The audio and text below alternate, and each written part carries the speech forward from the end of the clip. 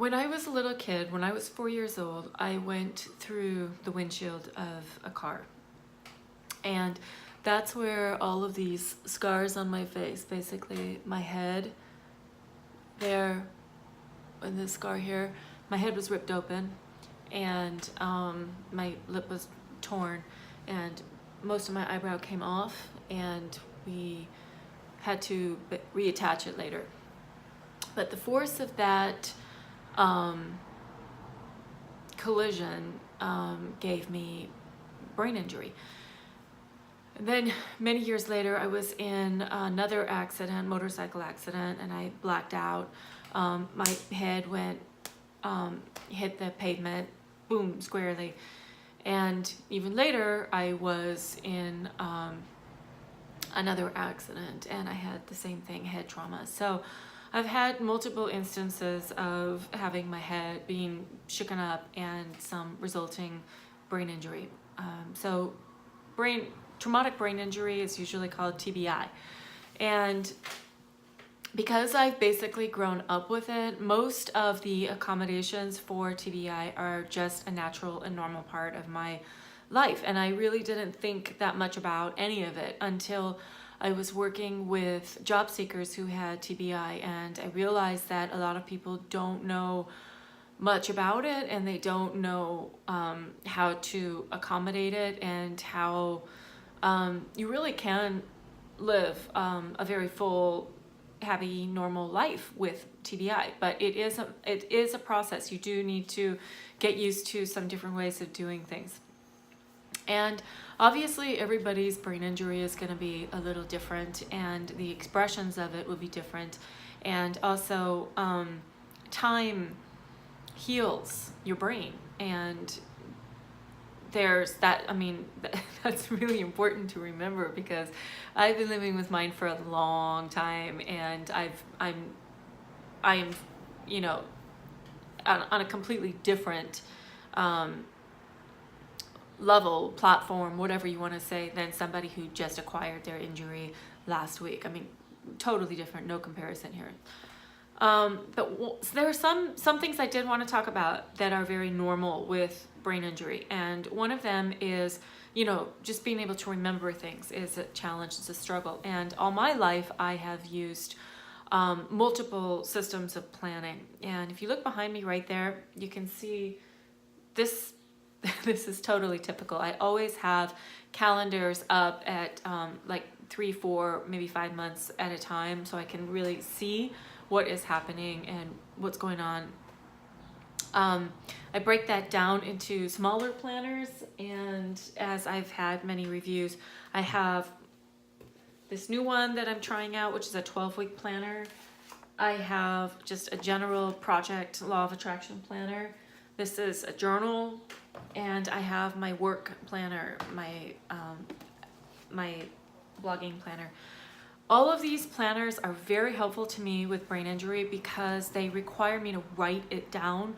And there is something about that process of writing it down and checking it off that I find very helpful in connecting information in my brain. The other thing that I do use, though, I do use online calendar systems with my Mac, and I have that connected to both my phone and to my Apple Watch. So it all connects in a seamless way, and I get the alerts for the reminders that I have set up with my calendar system. And I think that this is very helpful. I don't think I would be anywhere near as functional as I am without those tools. So namely the combination of the technical side of things with the online calendar system, with the Apple Watch, with the actual boom, boom, boom, boom reminder that it sets onto my wrist with the tapping, I can't say that very well. So that one, and the phone reminders, and the actual paper planners. And I know it's a lot, but you do what you need to do, right, to remember things.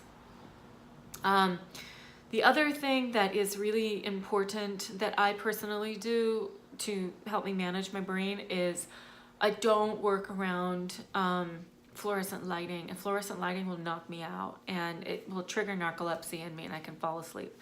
So fluorescent lighting is, I just need to stay away from it, and it's a real struggle for me if I'm in it.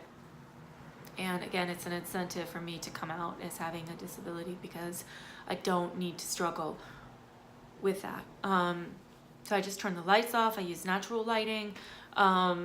Any job that I've ever been in, as far as I have been able to have control of my environment, I stay away from that fluorescent lighting. Or I have put those gel film sheets over the fluorescent lighting, and that helps to keep things calmer in my brain. Or use softer lights.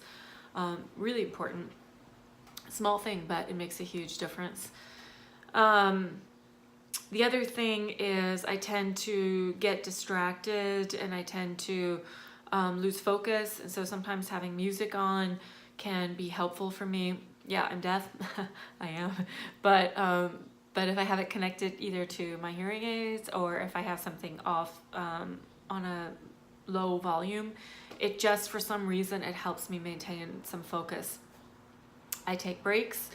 I use my Apple Watch there with the breaks and with the Breathe app, and that helps a lot, just to kind of divert and kind of refocus, regroup myself. I know that some other people use noise canceling headsets, and I think that is helpful for me. I don't need it because I'm deaf. So when it's too much for me, I just turn my hearing aids off, or I take them out, and then everything is great. It's all quiet. But it is very helpful. The other thing is, I don't have issues anymore with any kind of seizures. My narcolepsy, like I said, it usually only gets triggered if I'm in certain types of lighting, but I don't have seizures. I don't have problems with balance. I only have problems when I'm with just with heights and with that sense of vertigo, but I don't have problems with walking or with my overall balance. That I know people who have newer injuries, newer acquired injuries, have a hard time with. There are a number of accommodations for brain injury, and I'm going to be sure to link to them in the just below this, and to the blog post that I'll have accompanying this short blog. And read through it, because a lot of these things are very simple, and they make a really tremendous, profound difference in your ability to function after your injury. So just read through it, and I would love to hear any questions that you have for me about TBI, or if you're looking for particular resources, please drop me a note, comments, and I can help connect you with that, hopefully. So that's it for the first time I'm ever talking about brain injury.